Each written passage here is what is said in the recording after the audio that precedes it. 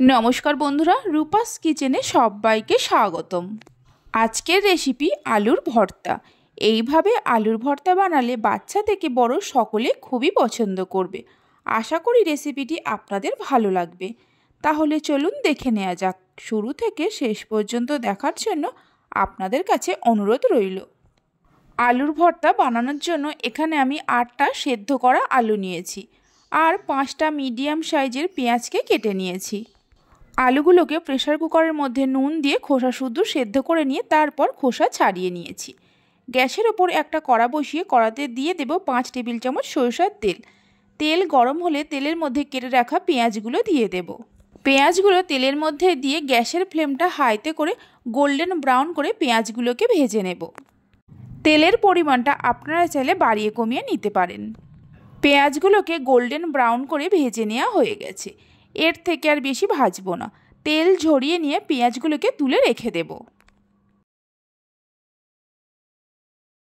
পেঁয়াজগুলোকে তুলে নেওয়ার পর ওই তেলের মধ্যে 1 চামচ গোটা জিরে দিয়ে দেব। গ্যাসের ফ্লেমটা মিডিয়ামে রেখে জিরেগুলোকে 10-12 সেকেন্ড ভেজে নেব। জিরে থেকে যখন সুন্দর গন্ধ বেরোতে শুরু করবে, সেদ্ধ করে রাখা আলুগুলো হাত দিয়ে ম্যাশ করে এইভাবে তেলের মধ্যে দিয়ে দেব।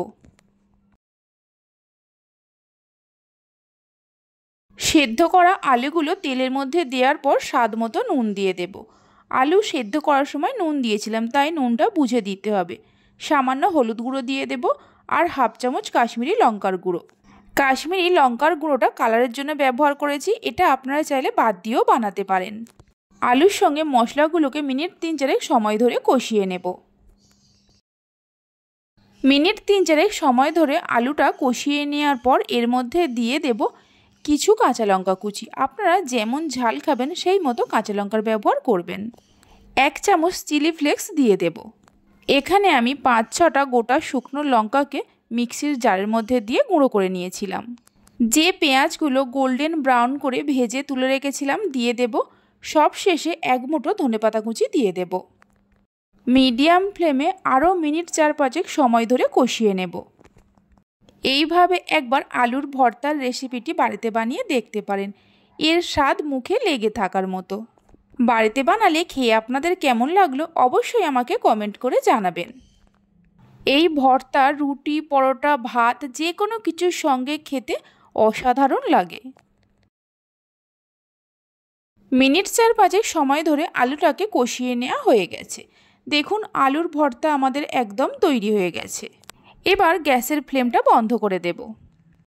আমার রেসিপি যদি আপনাদের ভালো লেগে থাকে অবশ্যই একটা লাইক করবেন, বন্ধুদের সঙ্গে শেয়ার করবেন। ভালো লাগলে চ্যানেলটি সাবস্ক্রাইব করে পাশে থাকা বেল আইকনটি প্রেস করবেন নতুন রেসিপির আপডেট সবার আগে পাওয়ার জন্য। তাহলে চলুন ভিডিওটা আমি এখানেই শেষ করছি।